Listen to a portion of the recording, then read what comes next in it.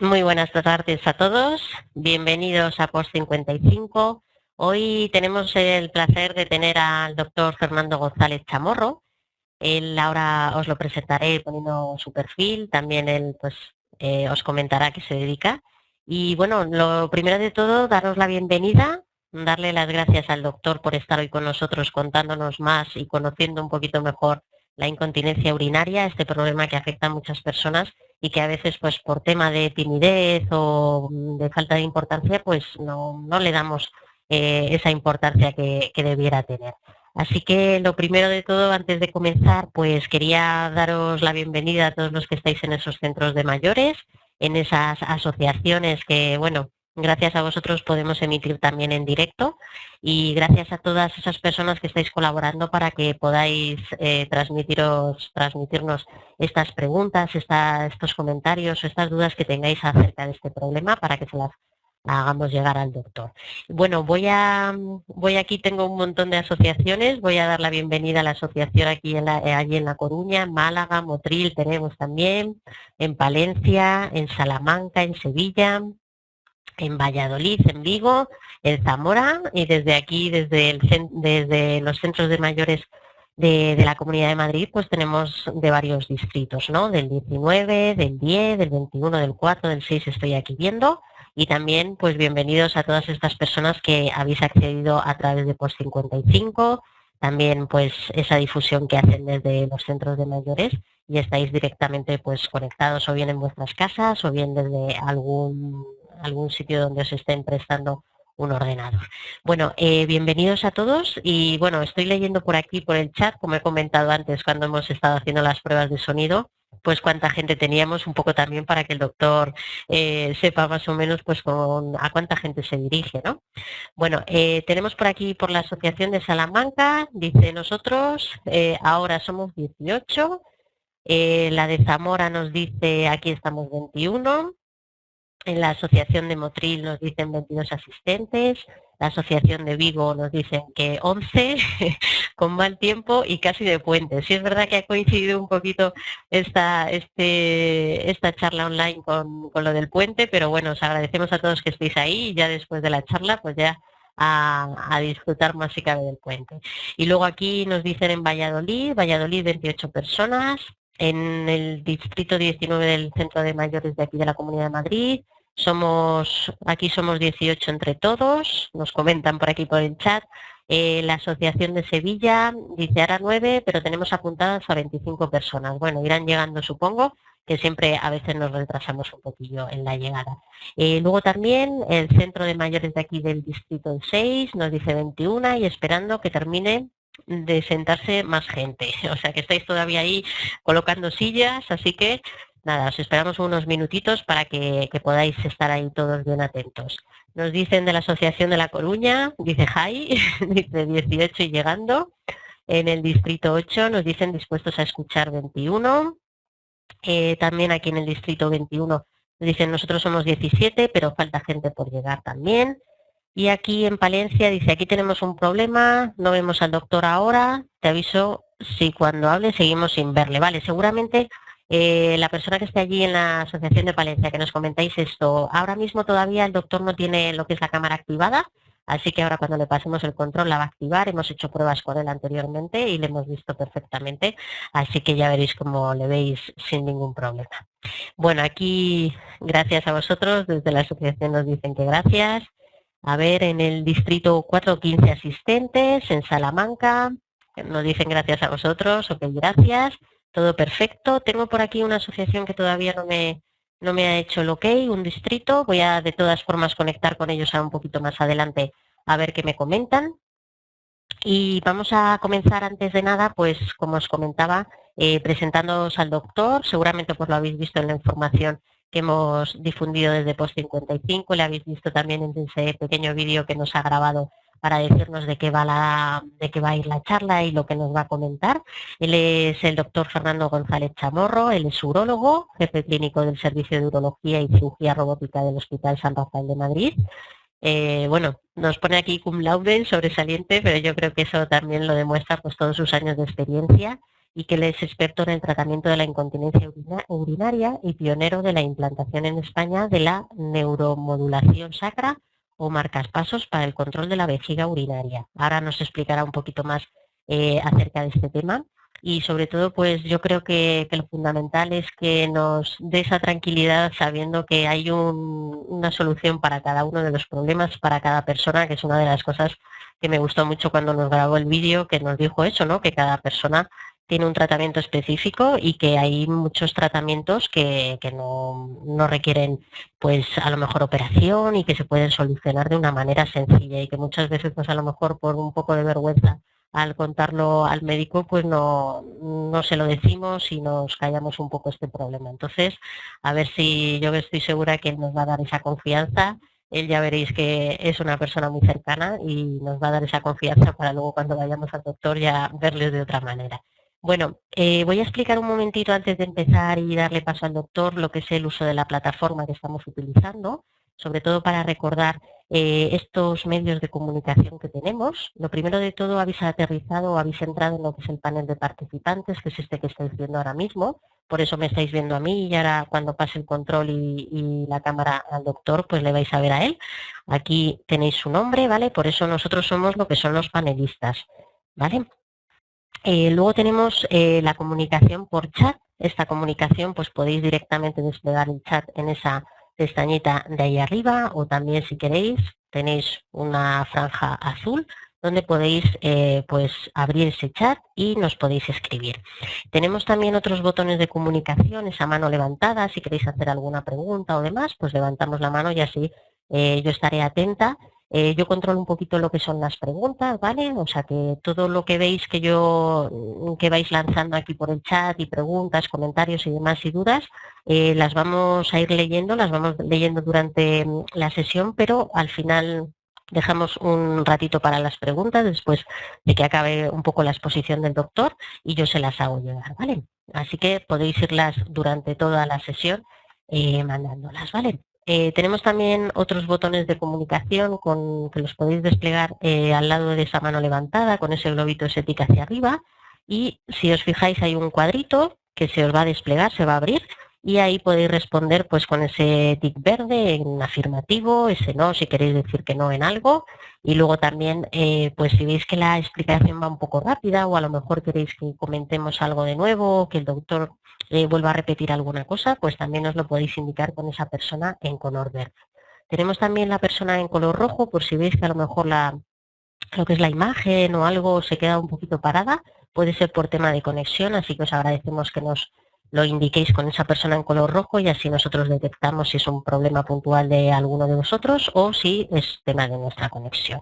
Bueno, también, además de eso, tenemos lo que es el chat. En este chat, pues como veis, ahora mismo yo soy la organizadora y sí que os pediría, pues si queréis directamente enviar alguna pregunta por el chat y demás al doctor, pues que pongáis enviar a todos los miembros del panel y así tanto el doctor como yo vemos las preguntas. Lo que sí ya os comento, que yo voy a ir recopilando todas esas preguntas y luego ya en el turno de preguntas al finalizar, pues vamos a ir resolviéndolas, ¿vale? Así hacemos un poquito la charla seguida y luego ya pasamos a las preguntas. Seguramente en lo que son los centros, pues estaréis comentando y demás, o sea que yo sé que va a haber ahí movimiento, pero bueno, que sepáis que luego al final resolvemos todas esas dudas. Bueno, voy a dejar aquí la presentación del doctor, aquí que es la que va a utilizar para irnos explicando todas estas cosas que vamos a aprender hoy. Y bueno, darle la bienvenida de nuevo. Muy buenas tardes, doctor Fernando. Muchísimas gracias por estar hoy con nosotros. Y bueno, yo sobre todo agradecer que nos expliques hoy con palabras cercanas qué problemas podemos encontrarnos y a qué personas afectas y sobre todo que hay soluciones, ¿verdad? Claro, claro, Icías, muchas gracias. Muchas gracias por tu presentación. Para eso estoy aquí, para intentar daros mi visión de cómo veo yo la incontinencia urinaria y cómo creo que os puedo ayudar a mejorar la visión que se tiene de la incontinencia, de este problema, y también de cómo abordarla y cómo solucionarla. Es lo que voy a hacer de forma resumida, ¿no? Os voy a contar un poco cómo es de prevalente, cómo es de frecuente, a quién afecta, cómo afecta, cómo la valoramos, cómo la diagnosticamos, que así lo llamamos, para ponerle una etiqueta adecuada, para poderle dar un tratamiento adecuado e individualizado.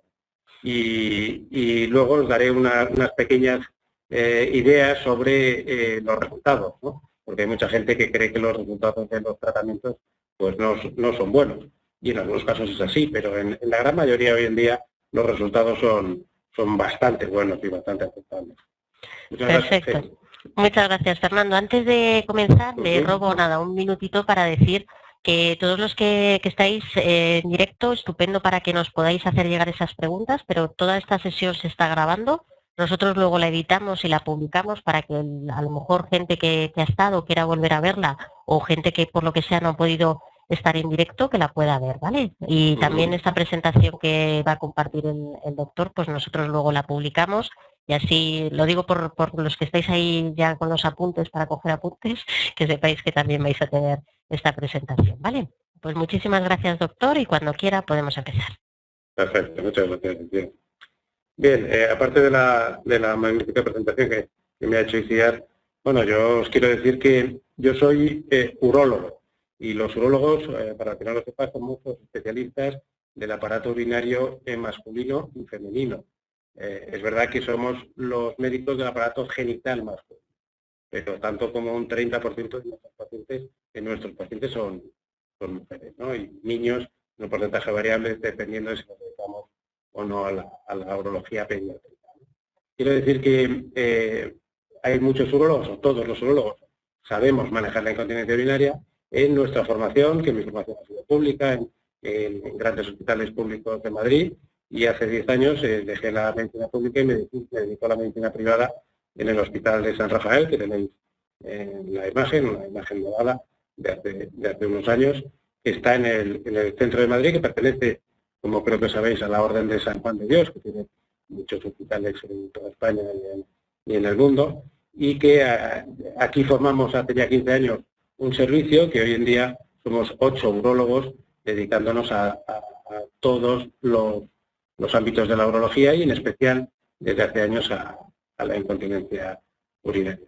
Como digo, desde hace muchos años me dedico un poco más específicamente a la incontinencia urinaria y creo que he tenido ya algunas charlas con pacientes, pongámoslos entre comillado, digamos que intento dar una visión más adecuada para los pacientes para que se den cuenta de lo que es la incontinencia, ¿no? Y empezamos, pues como se empieza casi todo en medicina, con su definición, ¿no? La definición de incontinencia urinaria es aquella pérdida de orina que produce problemas sociales, problemas médicos y problemas higiénicos. Aquella mujer joven, sana, que cuando tiene la vejiga muy llena está haciendo deporte y no ha tenido un buen día, está cansada y tiene pequeños escapes, eso no es una incontinencia urinaria. Es decir, si al paciente no le causa problema, eso no es un problema médico, ¿no? Hay muchas mujeres que tienen mínimas pérdidas muy ocasionales, aquellas mujeres que después de un parto pues tienen pérdidas durante un mes o a veces llega durante semanas, pues eso, que evidentemente es incontinencia urinaria, pero eso no es un problema, ¿no? Eso es transitorio. El problema es cuando, como define la Organización Mundial de la Salud, que esta es la definición que os presento, en aquellas situaciones en las que es un problema social, porque el paciente tiene que utilizar protectores, absorbentes para no oler, para que no se note que se ha escapado la orina. Cuando produce problemas médicos, que en ocasiones los produce, vienen ocasionadas por infecciones urinarias, o en aquellos pacientes que tienen malformaciones congénitas como una espina bífida, pues genera un problema médico, ya no solo social, o higiénico, bueno, a veces puramente nada más, ¿no? Aquellos pacientes que se dificulta su higiene por la propia pérdida urinaria. Es mucho más frecuente en mujeres, muchísimo más frecuente en mujeres, pero también ocurre en niños y ocurre en hombres. Casi siempre en hombres está relacionado con la próstata, que todos sabéis lo que es, y todos habéis oído hablar de ella, y con sus tratamientos, finalmente con las cirugías. Es mucho menos frecuente y mucho más específico de los urólogos, pero pero también ocurre. Ocurre en 1 de cada 4 mujeres a lo largo de su vida, en 1 de cada 3 mujeres. Es un problema serio que la mayoría de las veces debería hacer consultar, ¿no? Y en España se calcula que al menos 3 millones de mujeres tienen este problema. Muchas veces se ha pensado o se ha valorado de forma errónea que es un problema que va asociado a la edad y que es algo que uno debe acostumbrarse, ¿no?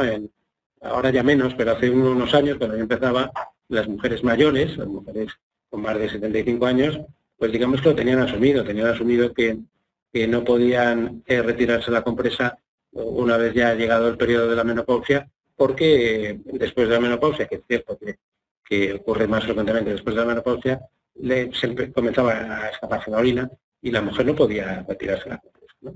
Se lo enseñaban sus madres y estaban acostumbradas a ello. Eso hoy en día no es así y mucho menos debemos asumirlo como normal, como luego veremos. Existe ese tópico de que, bueno, que no era algo importante, que como veis en esta diapositiva, y que desde luego no se trataba de una enfermedad ni mucho menos de una enfermedad crónica. Pues ahí tenéis un estudio que se hizo ya en el año 99, en el que participó España, mediante la utilización de cuestionarios de calidad de vida, en la que se mide cómo afecta la calidad de vida en enfermedades tan importantes como la hipertensión, la diabetes, el infarto del miocardio o la vejiga hiperactiva, es decir, como veremos después, en aquellos pacientes que tienen incontinencia urinaria, pues se ha visto y se ha valorado de forma adecuada que tienen igual de impacto, incluso mayor, que aquellos pacientes que padecen de hipertensión arterial, incluso de diabetes. Luego, una realidad que rompe un tópico, ¿verdad? ¿Por qué se produce o cómo se produce la incontinencia? Bueno, es muy importante que sepáis que la vejiga es un órgano que se llena y se vacía varias veces y de forma voluntaria al día. Parece que es de perogrullo, pero es el único órgano de la economía humana que así lo produce. Y esto se produce de forma voluntaria. Se produce de forma voluntaria por 2 fenómenos. Porque el suelo pélvico, donde estoy señalando, o lo que es el grifo, digamos, funciona correctamente. Es decir, permite que la orina se almacene dentro de la vejiga, que es la parte de arriba, a baja presión, se vaya llenando esa vejiga y la presión del esfínter permita que no se escape.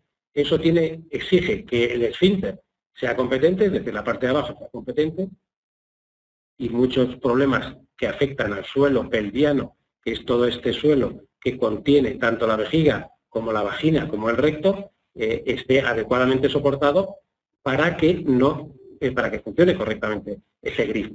Ese grifo, ese esfínter, que llamamos de una forma más anatómica. Pero también está influenciado porque el almacenamiento sea adecuado. Cuando existen problemas de almacenamiento, por ejemplo, que una vejiga se ha hecho más pequeña porque ha sido operada, o porque tiene una enfermedad neurológica, o porque la diabetes que ha sufrido durante muchos años ha afectado a su funcionamiento, disminuye su capacidad de llenarse de volumen adecuado o incluso a volúmenes adecuados, la presión a la que se almacena es demasiado alta, el paciente sufre un deseo muy importante de orinar y tiene que orinar. Y de hecho, tiene que ir muchas veces a orinar e incluso a veces no es capaz ese esfínter, aunque sea competente a situaciones normales, en esa situación excepcional de hipercontracción de la vejiga, no es capaz de soportar.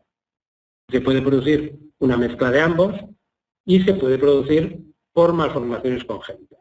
Las malformaciones congénitas pueden afectar de los 2 modos anteriormente citados o incluso lo que llamamos incontinencia completa, es decir, que la orina salga directamente desde los riñones a la piel, ¿no? No vamos a entrar en ello, pero son lógicamente problemas mucho más graves y que afectan desde el nacimiento o desde el desarrollo infantil más temprano. Estas causas que producen fundamentalmente 2 tipos de incontinencia. Es decir, no todos los pacientes se les escapa la orina.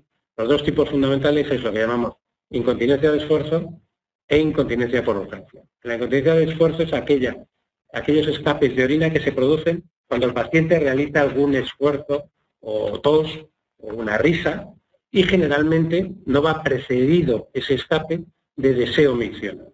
Es decir, aquel paciente que tose o se ríe y se escapa, se moja. De repente se da cuenta que se moja. Suelen ser cantidades no muy importantes, pero el paciente se moja y nota que está mojado, pero no nota ganas de orinar.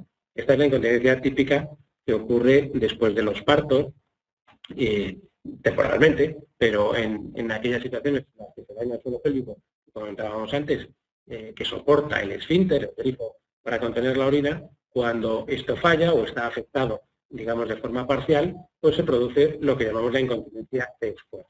Es aquella incontinencia que le impide a una señora pues ir al gimnasio, por ejemplo, porque cuando hace el más mínimo esfuerzo se le escapa. Y la incontinencia de urgencia es que el deseo, cuando aparece, que aparece mucho más frecuentemente de lo normal, además no soy capaz de sostenerlo y no llego de forma adecuada al baño, y se produce escape, lo que llamamos incontinencia por urgencia. De hecho, sabemos que esta incontinencia afecta de modo más importante a la calidad de vida de los pacientes, es decir, se quejan más que la incontinencia de esfuerzo porque es más incómodo. Imaginemos pues que ahora yo tuviera un episodio de incontinencia de urgencia o aunque no llegase, es decir, lo que llamamos una vejiga hiperactiva, que es el paso previo a la incontinencia por urgencia. Es decir, mi vejiga, como hemos visto antes, está trabajando de más, está, digamos, produciendo una presión mayor de la necesaria. Digamos que yo ahora mismo tuviera que dejar esta conferencia y salir corriendo al baño, porque si no fuera así, no fuera al baño, me mojaría. Esto, como digo, es mucho más problema para el paciente, lo ve de modo mucho más, digamos, vergonzoso. ¿No? Estos pacientes, además, suelen tener que levantarse por la orinar varias veces. Luego podemos tener la mezcla, como veis, incontinencia mixta, es una mezcla de ambas, ¿no? Que se producen en los pacientes las dos cosas. Luego tenemos la incontinencia por rebosamiento, que es aquella situación en que la vejiga está constantemente llena, siempre está llena, suele ser una patología de hombres, de varones, con próstata, pero no siempre, y que, como está completamente llena, en todo momento, pues, cualquier situación mínima pues hace que se escape la orina. Y la incontinencia completa es la que hablábamos antes, generalmente asociada a problemas congénitos, no nos vamos a meter demasiado. Existen factores de riesgo, es decir, sabemos que hay diversas situaciones de la vida en la que es más frecuente tener. Esto es lo que llamamos factores de riesgo, es decir, sobre aquellos factores que tendremos que actuar cuando querramos prevenir la incontinencia, ¿no? Pues estos factores de riesgo, ahí tenéis una pequeña lista, pero hay más, ¿no? Y los más importantes, sin ninguna duda, son los partos. Y el número de partos también, pero no solo el número, sino también si han sido complicados, si ha sido parto instrumental, si se ha utilizado episiotomía de modo adecuado. La episiotomía, sabéis lo que mucha gente llama la cesárea vaginal, ¿no? Que son pequeños cortes en la vagina para hacer que un parto no desgarre el tejido del suelo pélvico, ¿no? Aquellos pacientes que están operados de cirugías pelvianas, no solo mujeres, los hombres, cuando están operados, pues es un factor de riesgo para que escape la orina. La obesidad en sí mismo ayuda a que se escape la orina. La diabetes, tanto porque produce poliuria, es decir, que hace que los diabéticos orinen mayor cantidad, pero también porque la diabetes a largo plazo afecta de modo importante tanto a la vejiga como a los nervios que la controlan, es otro factor de riesgo, como el deterioro cognitivo, el Alzheimer y las enfermedades en general neurológicas, Parkinson, esclerosis múltiple y otras, son factores de riesgo sin duda para la incontinencia urinaria. Pero también cosas tan normales y tan frecuentes como el uso de diuréticos para la hipertensión arterial es un factor que aumenta los episodios e incluso la gravedad de la incontinencia urinaria. Bien, ¿cómo la diagnosticamos? Pues la mayoría de las veces, aquí tenéis lo que llamamos un algoritmo diagnóstico, que no es para que lo aprendáis ni mucho menos, pero como veis, ahí hay 3 escalones, lo que llamamos la historia clínica la exploración física y las exploraciones complementarias. Pues la mayoría de las veces somos capaces de poner una etiqueta adecuada a un paciente con la historia clínica, que es lo que hemos hablado, es decir, una charla con el paciente que cuente, dirigida lógicamente por el especialista, en la que sacamos en qué situaciones se escapa la orina, bajo qué situaciones de su vida cotidiana. Esto va acompañado de pruebas que nos permiten objetivar ese escape y además va acompañado de cuestionarios adecuados que están diseñados para valorar de forma adecuada cómo afecta a la calidad de vida de cada paciente la situación en la que vive. Y me explico. Una misma situación clínica idéntica imaginemos una incontinencia de esfuerzo, que el paciente necesite 2, 3 absorbentes diarios, que solo hay algún día a lo largo de la semana en el que no se moja, no es lo mismo una mujer de 75 años que ya no tiene nadie a su cargo, que una mujer de 45 que todavía tiene que cuidar de 3 hijos o de una madre y que además tiene una situación laboral muy activa. Lógicamente, pues no tiene nada que ver ambas situaciones y médicamente son las mismas. Pues hoy tenemos herramientas que nos permiten valorar de forma adecuada cómo es la afectación de la calidad de vida de esa mujer, o de ese hombre, o de ese niño. La exploración física. La exploración física es explorar al paciente, nada más, haciéndole determinadas situaciones de esfuerzo en determinadas posiciones para ver si se desencadenan esos episodios de escape. Como digo, la mayoría de las veces, y con unas exploraciones muy básicas, que son unos análisis de orina, como mucho unos análisis de sangre y una ecografía, casi siempre somos capaces de poner una etiqueta adecuada para ya decidir si es una incontinencia de esfuerzo o si es una incontinencia de urgencia. Y de esta forma pasar al tratamiento como luego veremos. Es decir, que esa leyenda clásica que dice, no, es que como vayas al médico enseguida te hacen pruebas molestas. Esto en determinadas situaciones es cierto, es decir, hay lo que llamamos el estudio urodinámico, que es esta gráfica que veis aquí en esta diapositiva, que es simplemente un estudio de las presiones de la vejiga y de la tripa, y del recto de la tripa de un paciente incontinente, que a nosotros nos dan mucha información cuando el diagnóstico no está claro, o cuando por un diagnóstico inicial instauramos un tratamiento y ese tratamiento no es suficientemente satisfactorio para el paciente. Entonces hacemos lo que llamamos el estudio urodinámico o la evaluación urodinámica. Es una prueba que tampoco es tan incómoda, pero efectivamente ya es una prueba un poco incómoda porque hay que colocar una pequeñita sonda dentro de la vejiga y una pequeñita sonda dentro del recto, y entonces se infunde el líquido, agua estéril en la vejiga y se va haciendo que el paciente haga determinadas cosas a lo largo de esa situación para ver y estudiar cómo se está comportando en presiones esa vejiga. ¿Y eso para qué sirve? Pues sirve para lo mismo que hemos dicho antes. Es un poquito más complejo, pero eso es una cuestión exclusivamente del médico, del especialista, es decir, sirve para poner una etiqueta adecuada al paciente para el siguiente paso, que es el que de verdad le importa al paciente, que es tratar su problema, ¿verdad? Hacer que mejore su problema. Eso en medicina es esencial. Si no tenemos una etiqueta adecuada, vamos a dar palos de ciego. Pues, así como funciona la medicina y así es como debemos hacer. Bien, pues ¿cómo lo tratamos?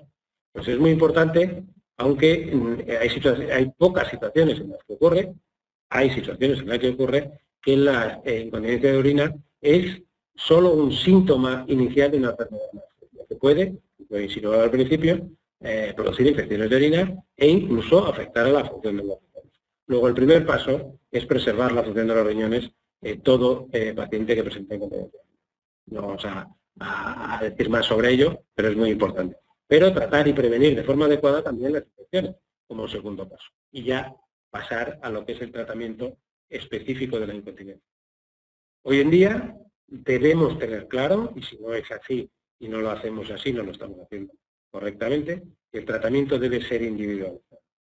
Y al ser individualizado, lo que queremos decir es que lo que he explicado antes, el caso de de la mujer joven que tiene es activa laboralmente y que tiene incluso gente a su cargo, que las mujeres de 75 años que bueno, ya no tienen nada a su cargo, que tienen una vida tranquila, que no sale de la calle. Es decir, el tratamiento se debe aplicar a cada paciente de modo individual. Aquí no vale en los tratamientos que se hacen, por ejemplo, en la oncología. Un tumor pues tiene un tratamiento adecuado, ¿no? Aquí debe ser siempre individualizado. Y al ser siempre individualizado, debe ser progresivo en agresividad. Es decir, lo veremos, no se debe operar a un paciente si un tratamiento más conservador, menos agresivo, le puede ser beneficioso. Es decir, no debemos saltar los escalones adecuados que hoy nos brinda la medicina para tratar este problema. Y el tratamiento debe ir siempre y solo encaminado a mejorar la calidad de vida. No debe ir hacia otro marco. Me explico. Hay pacientes que tienen prolapsos pélvicos, como luego veremos muy someramente. Prolapsos son bultos, es decir, se cae la vejiga, se puede caer la matriz, se puede caer el recto. Caer significa que se salga de su sitio. El paciente se nota un bulto. Eso a veces a los pacientes no les molesta en absoluto. No, a veces, en la gran mayoría de los casos, no molesta. Si eso no molesta y no produce ninguna alteración de la calidad de vida, eso no hay que tratarlo. Repito, eso no hay que tratarlo.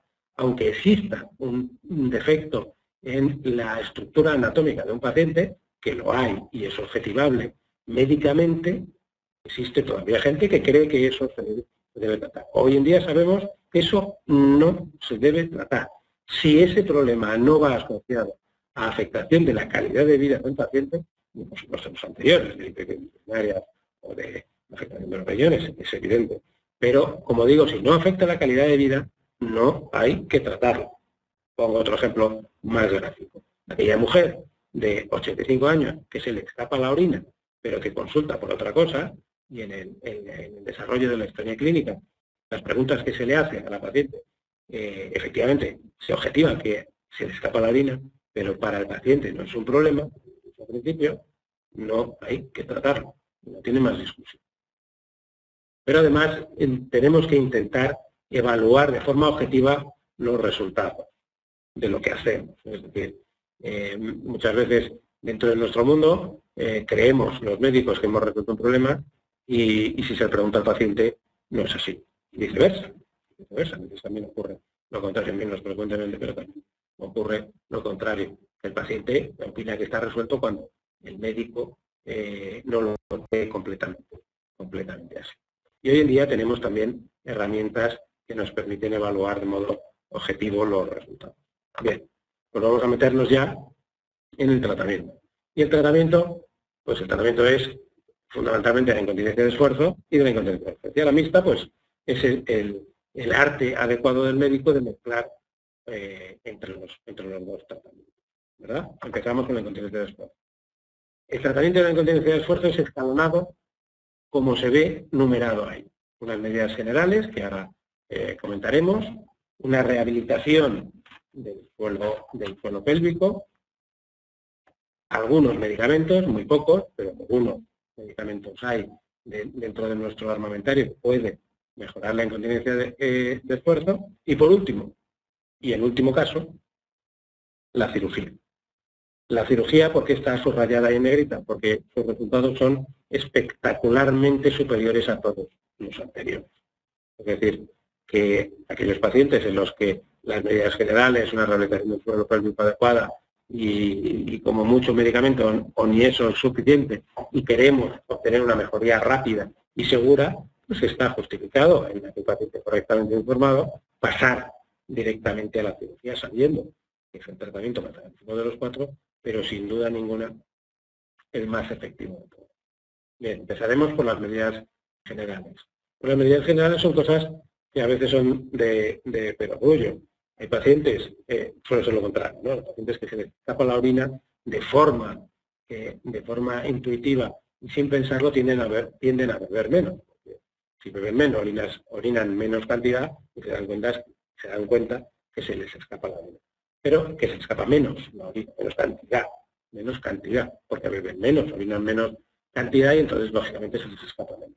Pero hay pacientes que no es así, hay pacientes que beben mucho, incluso aunque se les escape la orina.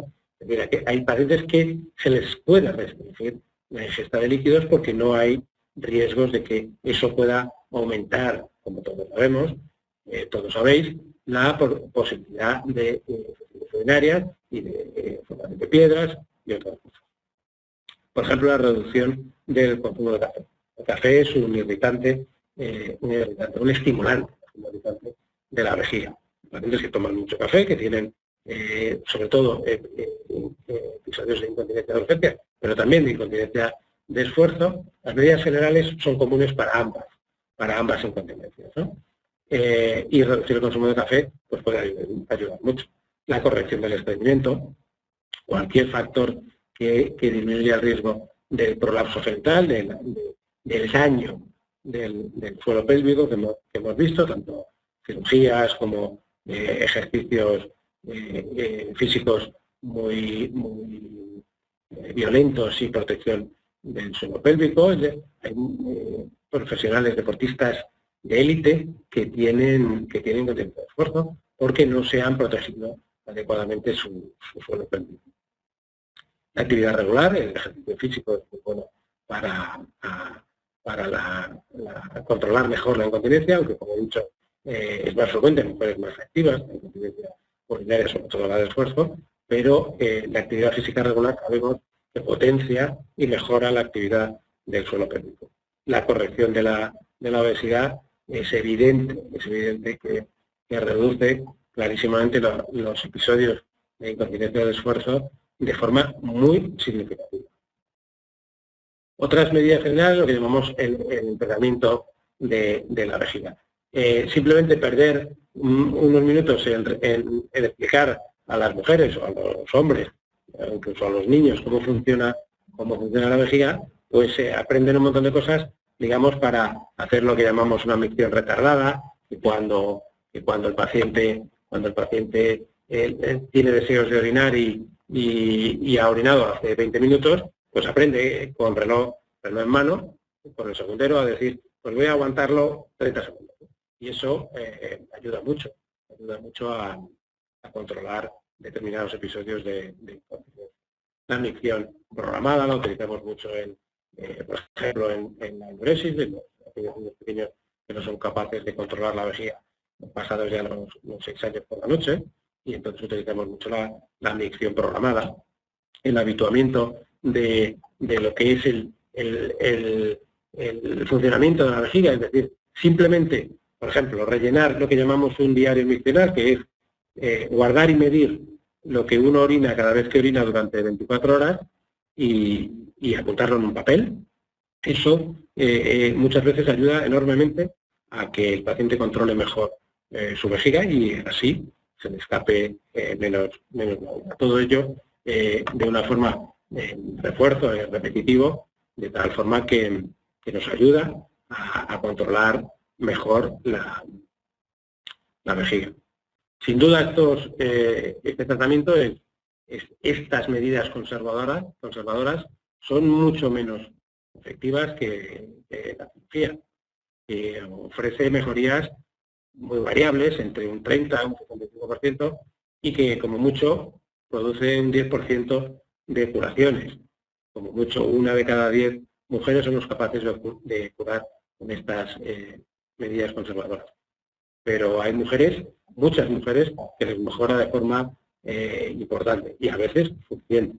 Muchas veces depende de cada una, como digo, de la individualidad de cada uno, de adecuar las expectativas del paciente a las expectativas del médico. Son tratamientos que siempre requieren supervisiones muy largas y, desde luego, requieren, y esto es muy importante, pacientes motivados. Es decir, hacer ejercicios de rehabilitación, como vamos a ver ahora, es tedioso, largo, requiere mucha atención, y si el paciente no está motivado y está convencido de que esto le va a mejorar, pues no lo hará con total seguridad, ¿verdad? Porque no lo hará, no se entregará de forma adecuada ni lo mantendrá en el tiempo, porque siempre son tratamientos largos. Los ejercicios de suelo pélvico, los famosos ejercicios de Kegel, que muchos de vosotros habréis oído hablar, pues se realizan siempre mejor con un fisioterapeuta, con un experto en rehabilitación de este suelo de la pelvis, pero mucha gente aprende a hacerlo con unas pequeñas instrucciones muy sencillas, que es localizar adecuadamente los músculos, digamos de qué forma contraerlos y cuánto tiempo relajarlos, qué número de veces hacerlos a lo largo del día, de qué forma los repetimos, en qué posiciones y en qué situaciones, ¿verdad? Esto, lógicamente, es un tratamiento, como he dicho antes también, largo y que requiere supervisión. No solo que la requiere, sino que sabemos que cuando es supervisado adecuadamente, sus resultados son significativamente mejores. Un ejemplo de tratamiento conservador, que un estudio que hice yo hace ya muchos años en la medicina pública, de la lista de espera de pacientes que teníamos que operar de incontinencia urinaria de esfuerzo, le propusimos un tratamiento rehabilitador, un tratamiento de contracciones adecuadas del suelo pélvico y solo se operó un 4% de todos esos pacientes que estaban en lista de espera en aquel momento. Es decir, el 96% de los pacientes renunciaron a la operación que tenían programada, para que se vea hasta qué punto es efectivo. Muchos de esos pacientes, con el paso de los meses y años, también acaban operándose. Pero incluso los resultados, también está demostrado que mejoran los resultados de la cirugía en aquellos pacientes que previamente han hecho tratamiento conservador, rehabilitador del suelo de la pelvis, ¿verdad? Bien, pasamos al tratamiento quirúrgico. El tratamiento quirúrgico tiene muy mala fama desde hace muchas décadas. Es cierto que antes los tratamientos no eran demasiado efectivos, además eran bastante agresivos en cuanto a que las recuperaciones eran muy largas, había mucha posibilidad de complicaciones, requería mucho tiempo de ingreso, cuando había muchos pacientes que además la mejoría era pequeña o incluso nula, ¿verdad? Hoy en día, desde hace ya 15 años, se ha desarrollado lo que se llama el soporte uretrocervical. La incontinencia de esfuerzo se produce por un desplazamiento, por el esfuerzo, por el aumento de la presión intraabdominal al toser o al reír de la unión uretrovesical. De tal forma que si colocamos un cabestrillo es una cinta como esta que veis en el dibujo, ¿no? Una cinta que pasa por debajo de la uretra a la altura de su unión uretrovesical, de tal forma que va subiendo hacia el otro lado, un cabestrillo, y además ese cabestrillo es colocado sin tensión, sabemos que eso es el mejor tratamiento que tenemos hoy en día. Esto es el desarrollo de lo que llamábamos las cirugías clásicas, que son estas que tenemos aquí, que era un poco más o menos lo mismo, un soporte de la unión uretrovesical, se ven estas imágenes laterales, que es lo que llamamos el BURS clásico, que tenía, como digo, resultados bastante aceptables, pero que era demasiado grande. Esos resultados aceptables es esto, 90% de pacientes secas a los 5 años. Eso no quiere decir que todas las pacientes estén curadas, pero esos resultados son muy buenos resultados, sobre todo con una técnica que hoy en día, esta técnica de cabestrillo sin tensión, se puede incluso hacer con anestesia local. No siempre es lo más adecuado para el paciente, porque una anestesia regional, una anestesia raquídea, no tiene por qué ser más agresiva con una anestesia local y, digamos, la paciente permite que esté más confortable las horas que requiere ingreso, que requiere muy poquitas horas de ingreso. Se hace con una pequeña incisión en la vagina y dos pequeñas incisiones en las ingles, y la paciente se va a casa en 24 o menos de 24 horas con mínimas molestias y una rápida recuperación a su vida normal. Si es cierto que conviene que haga cierto reposo durante el primer mes para que todo cicatrice adecuadamente y que su sitio los resultados sean mejores. Como digo, hoy en día ese tratamiento que se han operado ya más de 1 millón de pacientes en el mundo con esta técnica, más de 1 millón de pacientes con esta técnica, y los resultados son espectaculares, como permiten que muchos pacientes vuelvan a su vida normal. Cuando la incompetencia esfinteriana, es decir, cuando ese daño que hay sobre el grifo es demasiado importante o demasiado grande, pues no es suficiente con esas técnicas de cabestrillo que llamamos sin tensión, ¿no? O cabestrillo de baja tensión. Pero entonces necesitamos otras técnicas que también tenemos, el esfínter artificial, que es este aquí, que es un manguito que se coloca alrededor de la uretra con una bomba que traslada el líquido que hay aquí. La bomba es esta que está en los labios, debajo de la piel.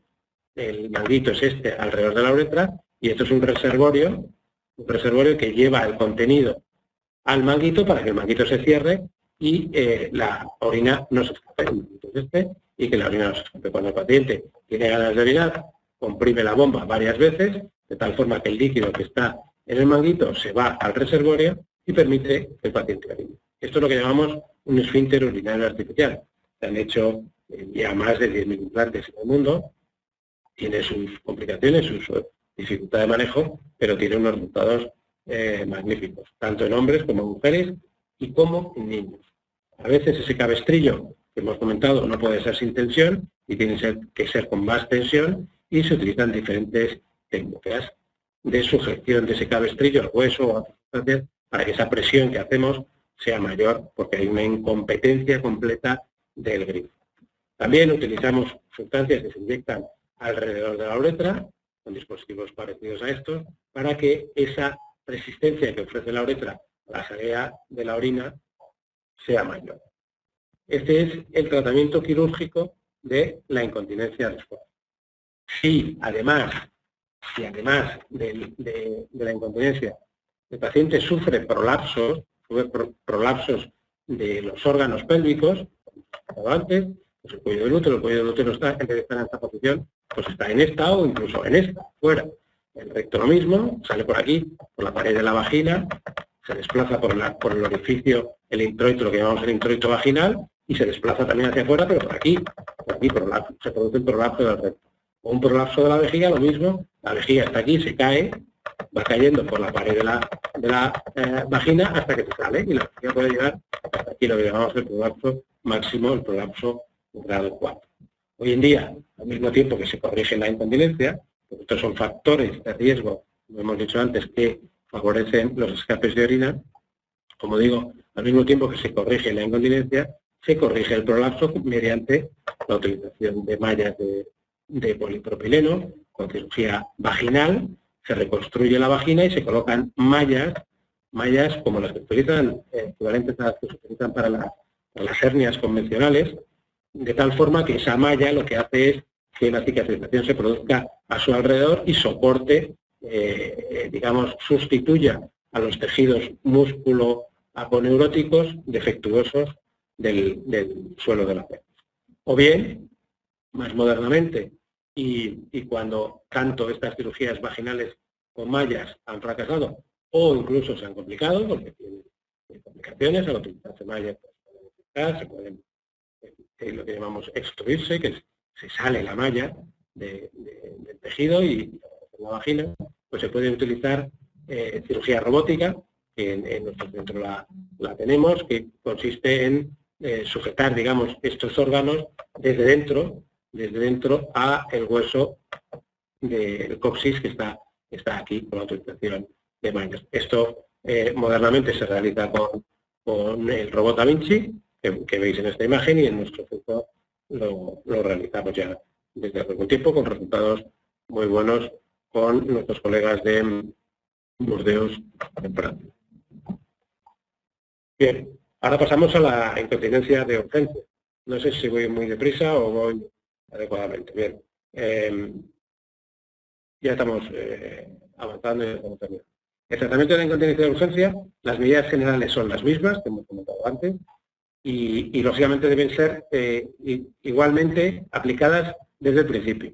Aquí, como veis, los medicamentos están subrayados. ¿Por qué?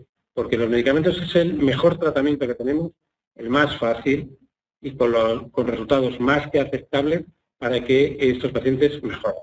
Pero también tenemos la rehabilitación del suelo pélvico, de la cual no vamos a hablar, que es muy parecida al tratamiento que hemos hablado antes, es decir, su aplicación es casi igual, no es exactamente igual, pero casi igual, no nos vamos a meter en ello. Y por último, la cirugía, que también hablaremos someramente, aunque, como digo, la cirugía en este caso no es tan efectiva como en los casos de incontinencia vascular, pero también tiene su papel.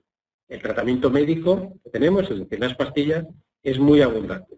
Cuando en medicina hay muchos tratamientos, quiere decir que no son todos súper efectivos.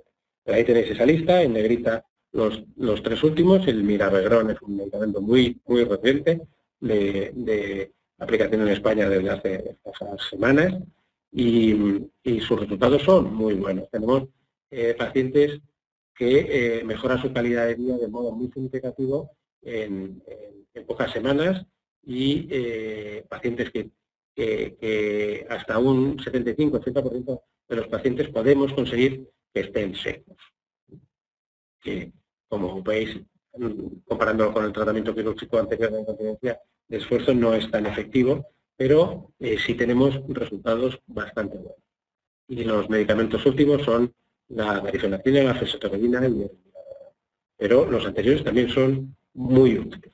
En algunos casos, como en los niños, por ejemplo, solo podemos utilizar la oxigurinina porque los otros no están aprobados para ello, pero también, como digo, son muy útiles. Si este fracasa, si el tratamiento médico fracasa, podemos operar. Y en este caso, ¿en qué consiste la operación?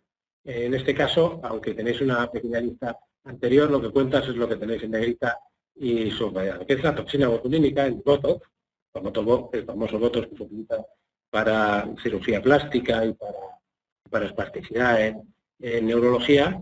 Se utiliza pinchándolo en la vejiga, de un modo muy sencillo, con una hojita muy fina, incluso se puede hacer con anestesia local, o con un mínimo de sedación y de modo ambulante, y los resultados están siendo muy buenos. Lo que hace es, digamos, parar esa hiperactividad de la vejiga que hemos comentado antes, es decir, esa dificultad de almacenamiento de la orina. Los resultados están siendo muy buenos, tanto en aquellas vejigas hiperactivas que no tienen un origen neurológico, es decir, que no están asociados a lo que hemos comentado antes, enfermedades neurológicas como la esclerosis múltiple, el Parkinson o la espina bífida.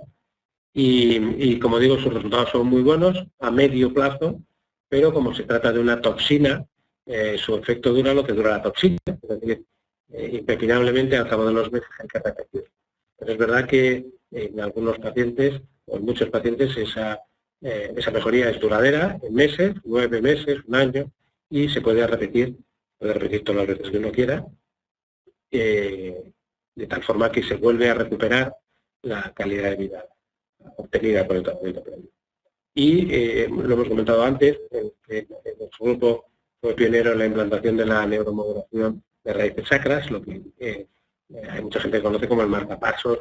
Jessica, ¿qué es esto que veis aquí? Estas imágenes es un marcapasos, literalmente, como lo que se colocan para corazón. Aquí veis una imagen, aquí está una radiografía, es lo mismo, con un electrodo, que es este cablecito que va por aquí, que entra por este agujero de la espalda, aquí, y en la radiografía, y es un pequeño electrodo que estimula los nervios que controlan, que pasan precisamente por ahí, y que controlan el funcionamiento de la esto, que parece muy complejo, se realiza con anestesia local y de modo ambulante, y además tenemos lo que llamamos un test de prueba, es decir, que podemos saber con una prueba que no utiliza el marcapasos, sino el cable conectado a un estimulador externo, es decir, un marcapasos, pero que el paciente lleva como si fuera un transistor durante unos días, y si esto es suficientemente efectivo, pues el marcapasos se implanta. Y esto ha demostrado en todo el mundo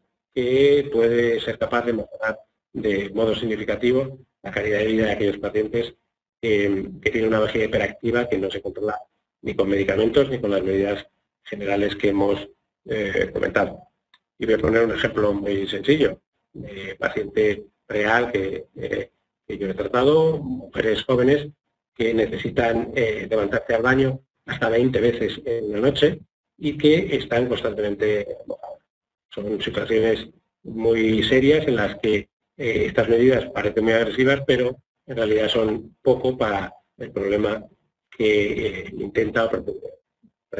Y eso en cuanto al tratamiento quirúrgico de la vejiga hiperactiva o de la incontinencia urinaria de urgencia. 3 palabras, ya estoy terminando, sobre la prevención. Es muy importante la prevención. Sabemos que todo aquello que daña el suelo pélvico es capaz de producir incontinencia urinaria e incluso incontinencia fecal, que es mucho más grave. Luego, la identificación de efectos macrosómicos, es decir, de efectos grandes en embarazo complicados, digamos que evitará los expulsivos muy prolongados, que sabemos que son factores de riesgo para el daño del suelo de la pelvis, realizar las episiotomías de forma selectiva, no son buenas las episiotomías innecesarias o muy amplias, pero también es casi peor la ausencia de episiotomía cuando se debe hacer una episiotomía. Es decir, el uso racional de las episiotomías es lo que previene el desarrollo de incontinencia urinaria posterior. E incluso los ejercicios de Kegel, los ejercicios que hemos hablado de rehabilitación del suelo pélvico, sabemos que previenen la incontinencia postparto. Luego, esos ejercicios, ya en los centros serios donde se realiza una obstetricia de nivel, se recomienda a los pacientes, a las mujeres, incluso previas al parto, los ejercicios de Kegel para prevenir los escapes de orina. Bien, eso en cuanto a la prevención. 3 comentarios casi finales, de tal forma que, por resumir, sabemos y ocurre que la demanda que tenemos de tratamiento va aumentando a medida que va aumentando la calidad de vida de nuestros pacientes, especialmente de nuestras mujeres, de tal forma que las pacientes ya no asumen, como hemos comentado, que la incontinencia es algo natural y que forma parte del envejecimiento, sino que cada vez quieren resolver mejor su problema, como es natural, y eso hace que aumente la demanda hacia nosotros de solución. Que debemos evaluarlo en el entorno de la calidad de vida, como hemos comentado, no debemos confundir con otro tipo de patologías, como la oncológica o incluso la estética, ¿verdad? Debemos intentar utilizar la evaluación objetiva lo más que podamos, tanto la evaluación al diagnóstico como la evaluación de los resultados que obtenemos con los pacientes que tratamos, y ese tratamiento debe ser individualizado, teniendo en cuenta las modalidades conservadoras, no por ser competencia directa del especialista en urología no deben utilizarse, de tal forma que cualquier modalidad terapéutica que utilicemos debe ser lo que menos daño produzca, y además debe ser no solo la más efectiva posible que tengamos a nuestro alcance, sino la más eficiente, es decir, aquella que menor coste produzca tanto para el paciente como para el sistema sanitario. Y por último, y esta sí que es la última diapositiva, ya a modo de resumen, desarrollamos hace ya muchos años este decálogo de la incontinencia, que nos gusta mucho porque resume de forma muy telegráfica casi todo lo que he dicho. Punto 1. La incontinencia no es algo natural, pero afecta a muchas personas. La incontinencia disminuye considerablemente la calidad de vida de las que lo sufren. No todos los pacientes que sufren incontinencia lo sufren de igual modo, no todas son iguales. La incontinencia se puede prevenir, por lo tanto debemos hacerlo. Los pañales, los absorbentes, las compresas, los salva-slip son un recurso, no una solución. Muy útil, pero no solucionan nada. Ayudan a que no se note. pero no solucionan nada. La incontinencia urinaria hoy en día tiene solución. Todas tienen solución. La cosa es en que determinado paciente al que haya que someterla a determinados tratamientos, o el paciente no lo asuma o incluso el riesgo es demasiado alto. Para un paciente muy añoso, con múltiples patologías, para que escape menos la orina, pues posiblemente no tenga mucha lógica, pero hay que valorarlo en su justa medida y de modo individualizado. No siempre, que hay mucha gente sin necesidad de cirugía, no siempre. Y en aquellos casos incluso que la necesite, no se le recomiende, no quiere decir que sea la única opción, como hemos comentado. Es decir, no se obliga a nadie a operar si no quiere. Cuando la cirugía está indicada y bien indicada y evaluada de forma adecuada, hoy en día es simple, muy simple y muy eficaz, como hemos dicho. Pero lo repito de forma tajante, muy eficaz. No quiere decir que sea infalible, pero sí muy eficaz. Una incontinencia tratada hoy en día mejora su calidad de vida. Podrá o no resolver el problema, podrá o no dejarle seco, podrá o no resolver su problema, pero solo con que esté tratada va a mejorar su calidad de vida. Y en cualquier caso, si tiene duda, si no sabe si su problema va a ser solucionable o no, consulte con su especialista. El consultar no obliga a nada. Eso es todo. Muchas gracias. Supongo que ahora... Sí, ahora conecto yo otra vez. Muchísimas gracias. Este decálogo lo vamos a dejar aquí un ratito mientras respondemos las preguntas que nos han llegado mientras ibas hablando, y perfecto, ¿eh? Ha habido un momentillo que has preguntado que si ibas muy rápido, pero no, perfecto por aquí. Y bueno, yo te voy a ir pasando las preguntas según han ido llegando, ¿vale? Las tienes tú también en el chat por si quieres irlas leyendo, pero yo te las voy pasando y también así las leemos para todos los usuarios, que seguramente que alguna pregunta pues también les venga bien y les resulte. Bueno, y yo antes de comenzar, eso que has comentado, pues como a mí me afecta en cuanto a mi madre que le han operado de esto, pues ya he entendido un poquito mejor y la verdad que los resultados, como tú has dicho, pues has dicho la palabra espectacular y es que es verdad, ¿no? Desde que ya se operó, pues muchísimo mejor, y lo que tú dices es que no es una cosa normal, ¿no? Que a lo mejor muchas personas se piensan que esto es normal y no es normal y hay una solución. Ella sí también se tuvo que operar y demás, pero nada, no estuvimos yo creo que fue una noche y un poquito del día y un poquito más, pero fue rápido y la verdad que ella encantada. Así que te lo quería comentar, y aquí pues ya viéndolo en la foto lo entiendo mucho mejor. Bueno, vamos a ir con estas preguntas. Nos dicen desde aquí, desde un centro de mayores de Madrid, dice, pregunta a una mujer que cómo podemos prevenir este problema, cosas sencillas que se puedan hacer todos los días.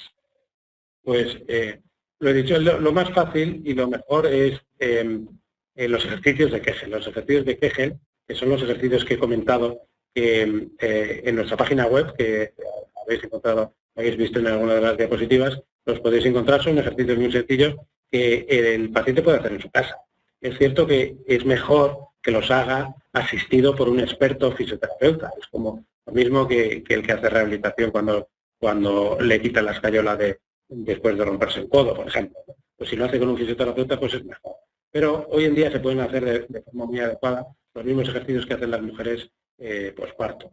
Pero también se puede prevenir, digamos, llevando una vida sana, evitando el sobrepeso, evitando el estreñimiento, lo hemos comentado, evitando el hacer ejercicios violentos que puedan dañar el suelo pélvico, ¿no? En hacer, por ejemplo, gimnasia deportiva sin unos mínimos consejos de lo que se llaman ejercicios hipopresivos sobre el suelo pélvico. Es decir, hoy en día los fisioterapeutas, especialmente a los deportistas de élite, les enseñan a que esa presión que se ejerce sobre su abdomen por el ejercicio que hacen sea transmitida no hacia el suelo de la pelvis, sino hacia el abdomen e incluso hacia el diafragma, para que no se dañe el suelo pélvico. Muy bien, muchas gracias, doctor.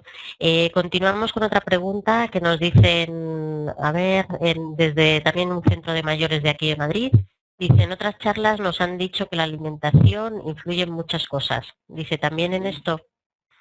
Sí, sin duda, como hemos dicho, si uno tiene una ingesta de líquidos muy grande, no tiene por qué ser ingesta de líquidos, como todo el mundo sabe, la fruta tiene mucha agua, las verduras tienen mucha agua, pues si uno, digamos, orina de más, pues lógicamente su problema va a más.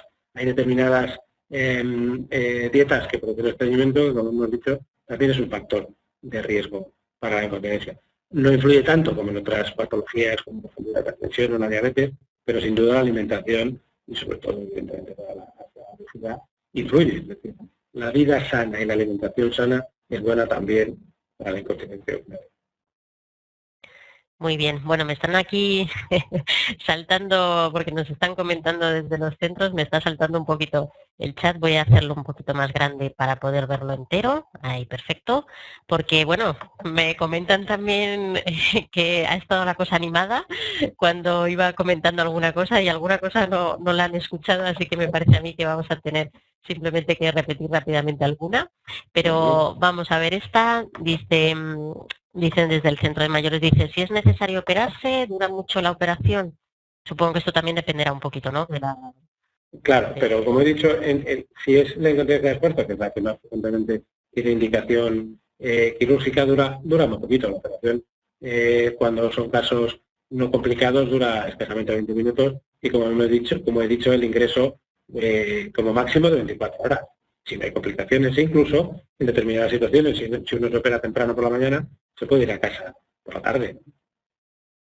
Y duele poco y el paciente se recupera, como digo, muy rápido. He dicho que se recupera muy rápido hacia una vida normal tranquila, que conviene mantener durante un mes para que todo cicatrice adecuadamente. Es decir, vida normal de esfuerzos, pues no se debería hacer hasta que pasa un mes, pero la mayoría de los pacientes, pues hay que frenarlos porque están bien, se sienten bien para poder hacer vida normal. Muy bien. Bueno, desde aquí dice, pregunta desde Salamanca, cuando tomo ciertos medicamentos no aguanto mucho sin hacer pis. ¿Es normal? Sí, bueno, normal no es frecuente, pero normal no es. Hay ciertos medicamentos, como he dicho, como son los diuréticos, son medicamentos que se utilizan para controlar la tensión arterial, que su fundamento es que le hacen a uno orinar más. Y entonces al orinar más, pues le cuesta a uno aguantarlo. Tiene que ir más veces al baño y eso es no. Entonces eso se puede tratar, digamos, controlando mejor la vejiga, si el problema está en la vejiga, o se puede cambiar por otro tratamiento de la tensión arterial que no sea por el método de aumentar la cantidad de orina que produce el paciente, que puede ser, en ocasiones se puede cambiar, en otras ocasiones no se puede cambiar. Hay otros medicamentos que también alteran el funcionamiento, la capacidad de almacenamiento de la vejiga. Efectivamente, eso, sin duda, la paciente tiene razón, y simplemente con la variación de los medicamentos se la pueden mejorar. Muy bien, muchas gracias, doctor, por la respuesta.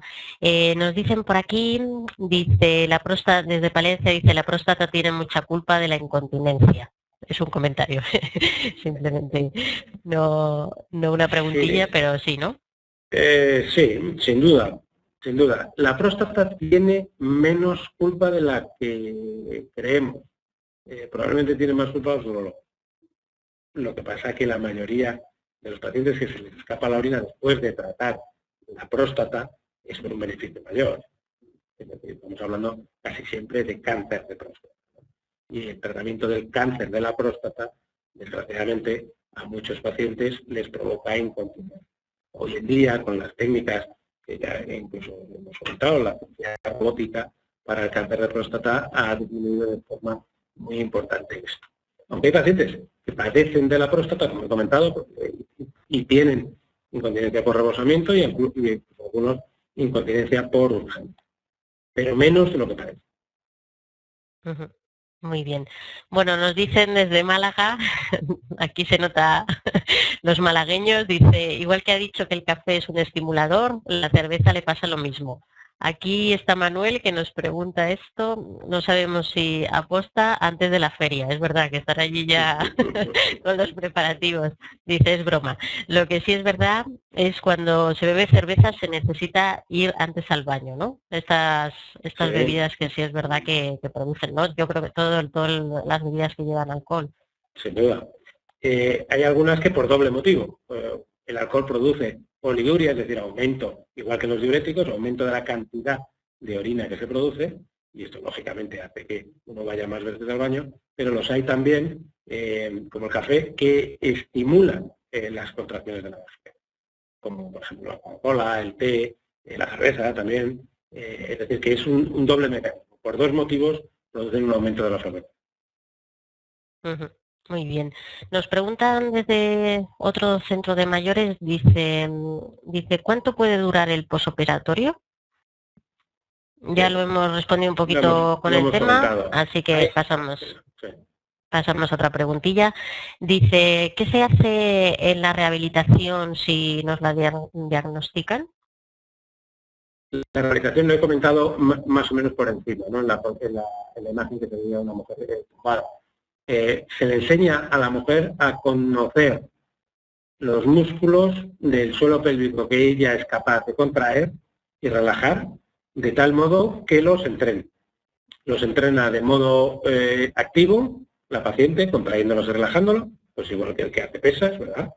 Para hacer músculo, pero también de modo pasivo, es decir, también los ejercicios tienen aparataje que hace que se contraigan con pequeñas pilas, que se contraigan los músculos para estimular. Muy bien. Bueno, me estoy riendo porque aquí desde la Asociación de Zamora han cogido las riendas. Dice, ha faltado decir que el vino y encima si es de toro mejora todo e incluso la incontinencia. Dice, es broma de la tierra. Dice, gracias de verdad. Estamos recibiendo por el chat pues eso, muchos agradecimientos, doctor. De verdad que le agradecemos un montón que nos lo haya comentado, que nos haya acercado, ¿no? esta información. Desde Valladolid nos dicen por aquí, a ver, no, desde esta ya la he leído. Bueno, desde Zamora nos dicen, ¿es bueno montar en bici para evitar llegar a tener este problema? Sin duda, montar en bicicleta es bueno para casi todo, pero puede dañar el suelo pélvico también. Entonces, hay que utilizar medidas protectoras para el suelo pélvico. Pero el ejercicio en general y la bicicleta en particular es tan bueno para todo, incluso para esto que he recomendado.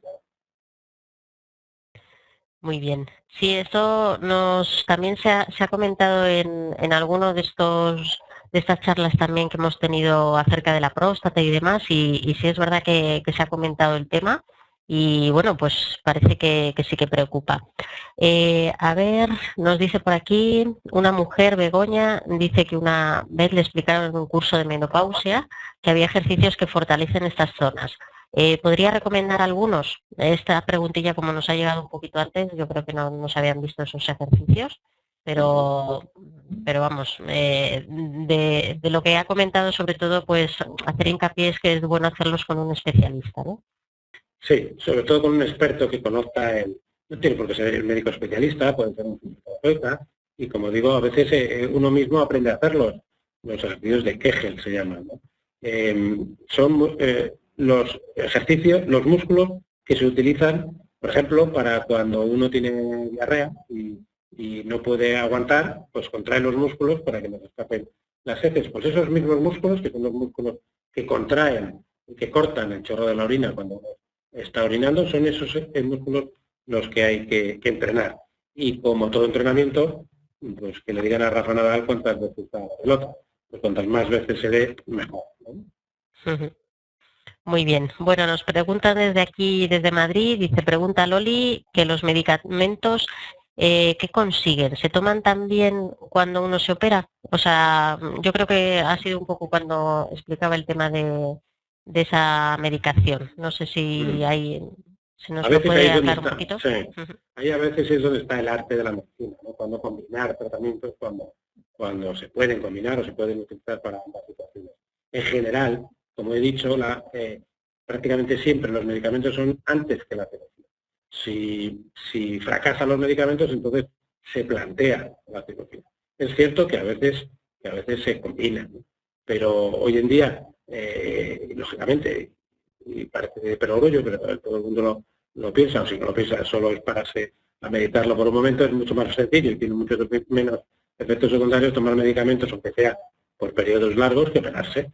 Entonces, merece la pena intentarlo en algunas circunstancias, incluso sabiendo que la efectividad va a ser menor. Y así se lo debe uno decir al paciente o hacérselo ver, ¿verdad? Yo tenía un colega que me dijo una vez, ¿cómo vas a recomendar un tratamiento a un paciente que sabes que es más probable que fracase a que mejore, a que se cure? Es más probable. Bien, si tú recomiendas un tratamiento que no es efectivo para el paciente, digamos, pierde un poco la confianza en su médico. Pero si se plantea adecuadamente, es decir, se le dice al paciente que se le va a dar un tratamiento, o se le va a aconsejar un tratamiento entre pastillas, que puede no ser efectivo, pero que merece la pena intentarlo, pues el paciente lo entiende así. No sé si me explico. Depende de las expectativas que se ofrezcan a cada paciente en cada momento. Muy bien, bueno, leo un comentario, dicen desde un centro de mayores de Madrid, dice, comentan por aquí que es muy interesante el marcapasos que ha enseñado el doctor, dice, no lo conocían. La verdad que en esa imagen además que se veía perfecto, es una cosa que no es una cosa muy conocida, ¿no? Seguramente que cuando usted lo explica en consulta no es algo muy conocido. No, y de hecho hay pocos pacientes que son candidatos a ello. Sin duda es un tratamiento súper especializado. Pero cuando he hablado de tratamientos, todo lo que he hablado en esta charla, todos los tratamientos que he tratado, son tratamientos que los oferta el Sistema Nacional de Salud español. Todos, incluidos el marcapasos, incluido el esfínter urinario artificial, incluido el Botox. Todos están financiados por el Sistema Nacional de Salud, que tienen su justificación y su aplicación en determinados pacientes. Es cierto que se operan muchos más pacientes de incontinencia de esfuerzo, como sabes que yo hemos hablado, muchísimos más, pues del orden de 1000 a un marcapaso. Probablemente la proporción sea. Bueno, nos dicen por Motril, dicen, estos son buenas noticias, somos reacios a ir al médico y esto nos demuestra que es una mala elección. Así que, doctor, objetivo conseguido en cuanto a la charla, objetivo conseguido de quitar un poquito de ese miedo y a no ser tan reacios, ¿no? De contárselo al médico, que muchas veces es eso, ¿no? Que nos da vergüenza y, oye, si podemos solucionarlo, peor es no a lo mejor lo que dice aquí en el decálogo, ¿no? Que el punto 5, que no, los pañales no son un recurso, que son un recurso pero no una solución, y oye, si lo podemos evitar, pues estupendo. Bueno, nos dicen por aquí, a ver, alguna preguntilla más. Yo he leído aquí... El Botox, si podrías repetirlo, si lo puedes repetir, eso es. El Botox es una sustancia que se utiliza para muchas cosas, como sabe, para cirugía estética y para hipertonías y para tics. Para tics se utiliza y para dolores de cabeza, para cefaleas tensionales crónicas. Se utiliza también para la vejiga, ya está aprobado de forma internacional, aunque hace muchos años que lo utilizábamos de forma compasiva, ahora ya está perfectamente aprobado y se utiliza en España desde hace ya muchos años y con buenos resultados. Consiste en inyectar, igual que se inyecta en las arrugas, ¿no? Para entendernos, en la vejiga, para que esas contracciones que no están controladas de la vejiga disminuyan o incluso desaparezcan, y hacer que el paciente no se le escape la orina por urgencia, no de incontinencia de esfuerzo. Los pacientes de incontinencia de urgencia. Es verdad que hacer una inyección de una toxina, esto es una toxina, la toxina botulínica, su efecto es limitado en el tiempo, es decir, llega un momento en que deja de hacer efecto, pasados unos meses, y entonces hay que reinyectar. Es verdad que no se produce lo que se llama tolerancia medicamentosa, que es que cada vez que inyecto su efecto es menor. No, se recupera el efecto previamente obtenido, ¿no? Y si no es así, no se sabe exactamente la causa. Pero el tratamiento, como digo, es muy efectivo y sencillo.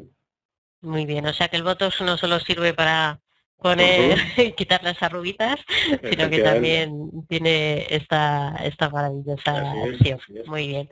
Bueno, nos dice por aquí José Enrique, que es un usuario de Post 55, que cuál es la página web del doctor, que si nos lo puede escribir también por el chat, o si no, pues lo decimos aquí, luego si eso pues... Lo escribo aquí, aunque estaba puesto en las presentaciones, lo pongo aquí. Es Urología San Rafael, que es mi hospital, como he comentado, .com.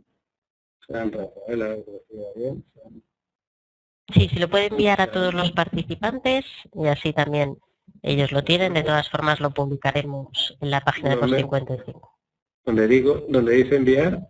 Sí, donde enviara, pues pulsamos ahí, en vez de a lo mejor al presentador, que ponga directamente a todos los participantes. Ajá.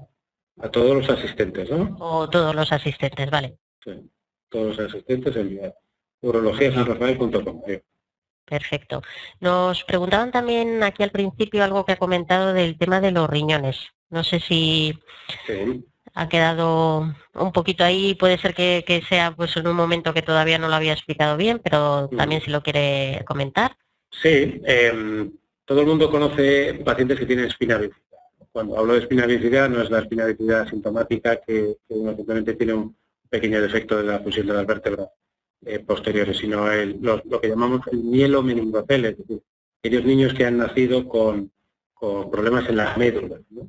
Esto produce típicamente, igual que los lesionados medulares, los parapléjicos y los tetrapléjicos, disfunciones vesicales muy graves.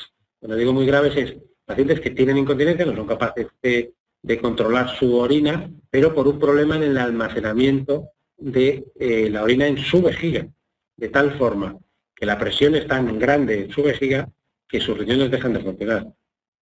De hecho, los pacientes lesionados medulares, hasta hace pocos años, se morían de problemas renales, no de otros problemas pulmonares, sino de problemas renales. Entonces, todo paciente que se sospeche o que se sepa lo que llamamos una vejiga neurógena, es decir, una vejiga que su control neurológico está afectado, que son los casos que he dicho, pero también las esclerosis múltiple, pacientes diabéticos de 40 años de evolución casi siempre tienen una pequeña afectación neurológica, como digo, pueden afectar al funcionamiento de sus riñones. Lo primero que hay que fijarse es en los riñones. Es decir, que un paciente se orine, un paciente, por ejemplo, un paciente parapléjico que no se orinaba y de repente empieza a orinarse, puede ser un signo de que el comportamiento de su vejiga está empeorando de tal forma que puede estar poniendo en peligro sus riñones, o incluso lo contrario, que es más paradójico todavía. Aquel paciente parapléjico que está incontinente total desde que tuvo su lesión y ha pasado 2 años escasamente desde que está en silla de ruedas y empieza de repente a ser más continente, es decir, a controlar más su vejiga, estar menos tiempo mojado, eso puede ser un signo, ojo, que esa vejiga está cambiando y está haciendo que sus riñones puedan dejar de funcionar. Luego, por eso he dicho que el primer escalón es los riñones, mirar que los riñones estén funcionando adecuadamente y preservarlos. Sabemos, tenemos tratamientos que preservan la función renal. En segundo lugar, las infecciones urinarias, que al mismo tiempo, si controlamos las infecciones urinarias, controlamos y preservamos la función renal. Y por último, en tercer lugar, en esos lesionados medulares o en aquellos pacientes con esclerosis múltiple, en tercer y último lugar, debemos tratar la continencia. Muy bien, doctor. Pues muchísimas gracias. Vamos a ir finalizando porque ya hemos pasado un poquito del tiempo. Y bueno, yo quería aquí agradecer a todos y agradecer estos comentarios que nos estáis poniendo aquí. En A Coruña dicen muchísimas gracias, doctor. En Palencia, gracias. Nos ha ayudado a tenerlo fácilmente, que normalmente es difícil que los médicos hablen nuestro idioma. Desde aquí Felipe nos dice mil gracias a todos y en especial al doctor. Desde Valladolid, gracias de parte de todos. Por cierto, hemos estado 34 personas. Muy bien, perfecto. Muchísimas gracias por decirlo. Aquí en Vigo, alguna... A ver, no, aquí no. Muchísimas gracias, Fernando. Alberto nos dice, gracias doctor y a POS, sois una maravilla. Bueno, estupendo, nos vamos a ir doctor con el ánimo muy subido para esta fiesta. Desde Salamanca, muchas gracias doctor. Aquí Pablo también dice, creo, aquí nos dicen que ha sido muy interesante, y aquí José Enrique, muchas gracias. Y bueno, yo si ha quedado alguna preguntilla aquí por el chat, pues yo se la haré llegar al doctor para que la podamos aquí también compartir en Post 55, ¿vale? Bueno, pues muchísimas gracias a todos. Dejo unos minutos, doctor, para que se despida y yo ya cierro la sesión. Muy bien, muchas gracias, Icías, muchas gracias a todos. Bueno, simplemente reiterar mi agradecimiento a POS 55, a Icías especialmente por su buen trato y por su profesionalidad. Y bueno, y ponerme a disposición de todos vosotros para lo que queráis, no solo en mi puesto de trabajo, sino seguro en todas las provincias que hemos hablado. Conozco y estoy seguro, lo sé, porque la mayoría de los neurólogos nos conocemos, que hay profesionales muy competentes que son capaces de tratar este problema de forma adecuada. Y sin más, reiterar esa página web que podéis consultar y ponerle a vuestra disposición para lo que necesitéis. De nuevo, muchas gracias. Muchísimas gracias, Fernando.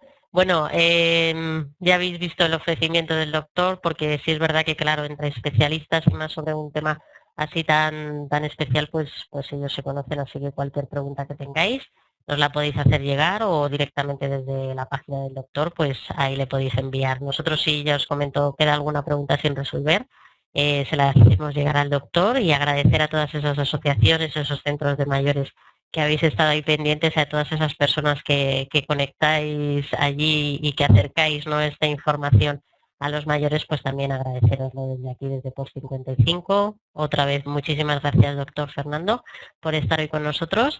Muchísimas gracias a todos por vuestra asistencia. Nos vemos en otra charla de Post 55. Que tengáis mañana un buen día de descanso y nos vemos en otra charla. Muchísimas gracias, Fernando. Gracias a todos.